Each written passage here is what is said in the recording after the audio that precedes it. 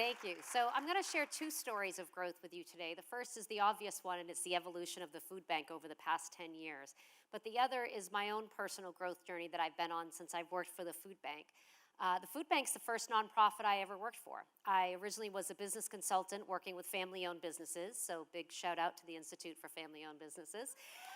Working with family owners on strategic planning and financial planning. And then I worked for an investment company, another family-owned business, but this time it was for a high net worth family. And we did public and private investments, mostly in new ventures and a lot of startups. And at this job, I really got an inside glimpse into the immense concentration of wealth and privilege and power that exists in our country. And while many of people in that inner circle, including the family I had the honor to work for, used that power for good, many others did not.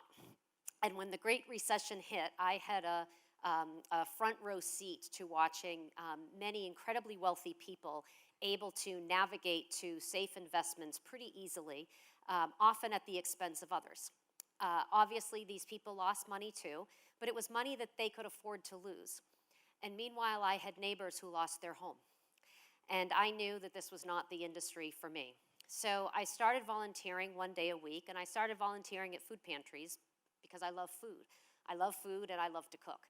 And I was immediately struck by what I saw as a lot of poor quality food being given out to people in need, and many times to people who were visibly in very poor health. And so I asked the food pantry directors, why can't we get healthier food to distribute? And what I heard was, well, we get most of our food from Good Shepherd Food Bank, and this is the food they have. But I also heard, even when we have healthier food, we oftentimes, people can't take it. They don't know what to do with fresh food because they don't know how to cook.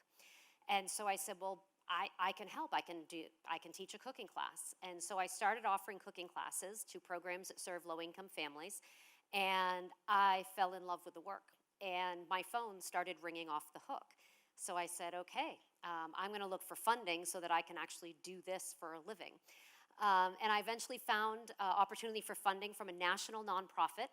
The only thing is I needed a corporate match, and they said, don't apply for the funding for yourself. It'll be better if you apply as an organization where this program could become a part of their work. So I went to Good Shepherd Food Bank and encouraged them to start this program because I thought it would add great value to their work. And then I went to Hannaford to be the corporate sponsor because I knew Hannaford was already a significant supporter of the food bank. And it was funny. It was just like the investor community. Nobody wants to be the first one.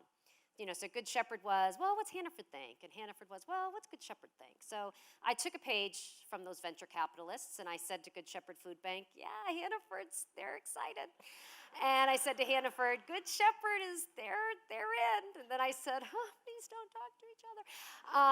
And it worked. We got the funding. Good Shepherd agreed to hire me to run this program, and Hannaford to this day remains the corporate sponsor of what is now our Cooking Matters program. So I left the finance industry and ran this program for 2 years and absolutely loved it, but then began hearing about that the recession was really taking a toll on the food bank. The amount of people living with hunger in Maine grew by 50%. We didn't have enough food, so we started buying food. We didn't have enough money. So the board of directors brought in an interim president to manage through the crisis, and I'd heard that he was doing some cash flow forecasting and some strategic planning, and I offered to help. And he said, aren't you the cooking class lady? And I said, yeah, but I used to do this work. And so he said, all right, you can help. And which was, I was free, so how was he going to say no? But we started to put together the plan, and I fell in love with the business of food banking. And he encouraged me to apply for the permanent president position, which I did, and amazingly, the board gave me the opportunity to take this job. I say amazingly because I had absolutely no experience running a food bank, but I wasn't concerned about that because we had an amazing staff, and they knew how to run a food bank. What they needed was a new vision for what the food bank was. And that was the first thing we did, is we changed the mission of the food bank from distributing surplus food to nonprofits to the mission of Good Shepherd Food Bank is to improve access to healthy food for Mainers in need, build strong community partnerships, and mobilize the public in the fight to end hunger. Now, during the same time period, I was shopping at Home Depot, going through the checkout line, and the cashier stops me. And she said, aren't you the lady who used to do cooking classes? And I said, yeah. And she said, my kids and I still make that chicken nugget recipe you taught us every week, right? I was, yeah, warm and fuzzies, head to toe, right? And I thought, this is why I do this work. Looking back now, I realize in some ways how selfish that was. I was motivated to do this work because how it made me feel. But we were executing our new strategic plan. It was going well. We were finding new sources of food, and we were finding new sources of healthier food, including working with Maine farms to get fresh produce. And we were finding new donors because we were changing the narrative of what the food bank was about. This is not about distributing surplus food. This is about making sure kids go to school ready to learn. And it's about making sure every Mainer has the opportunity to be their best self and reach their full potential. And we had great success. From 2012 to 2019, the food bank increased its food distribution from 10.6 million meals to 25 million meals. And more of that food was healthy. We went from 60% of the food being a food to encourage to 78%, including 37% of the food we distribute is fresh produce. And we doubled our fundraising. But we also learned a lot about poverty over this time period. Research tells us that in order for a person to experience mobility from poverty, they need three things. First, they need increased resources. We know that, that's what we do, but it's not enough. They also need to have a sense of their personal voice and personal agency, and they need to feel connected and valued in their community. Ending hunger is more than just making ourselves feel good. In fact, we have been too focused on the giver and not nearly enough on the receiver. Most food access programs were arranged around where space was available, when volunteers were available. We're so concerned with making sure only people in need actually get the help. Most programs put in place income guidelines. So we asked people who are living in the crisis of poverty to go to places they wouldn't otherwise normally go to, oftentimes at inconvenient times, make them stand in line, prove that they're poor enough to warrant needing help, and then they're given food, but oftentimes without even the dignity of being able to choose what kinds of food their family wants.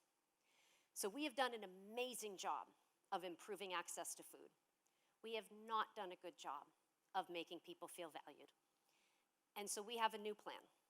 And the new plan is anchored around the bold goal that by 2025, all food insecure Mainers will have access to the healthy food they need, where and when they need it. But this plan is about more than food. It is about transforming what food access looks like in the state of Maine. So we're working with new partners. We now work with over 150 schools, over 80 healthcare sites. Last week we announced our newest partnership where we're putting 30 food pantries at Head Start preschools across the state of Maine. Putting food access in locations that are accessible for the people who need them and in environments where they feel warm and supported. And we're continuing to work with our traditional food pantries and improving the quality of the client experience. This fall, we launched our Building Advocates Leadership Program with the AIO Food Pantry in Rockland. And this program trains people who are living with hunger on skills of advocacy and storytelling and public speaking. And 2 weeks ago, we hosted a story exchange with people with lived experience with elected officials. And they told their stories about what it was like to live with hunger in Maine. One woman shared that she didn't know that anyone cared to hear her story, let alone that her story had the power to impact change. And these stories were powerful, and they were really hard to hear. There were no warm and fuzzies. In fact, more often than not these days, I feel angry and frustrated as I learn about what people living with hunger are forced to experience. But that's okay. Anger and frustration can be really motivating too. The warm and fuzzies still come, and when those moments come, I hold on to them dearly. But that is no longer what motivates me to do this work. What motivates me is the belief that everyone deserves access to healthy food and to live with dignity and to know that they're valued. And that is our Good Shepherd's growth journey and my own personal journey. And thank you for the opportunity to share it with you this evening.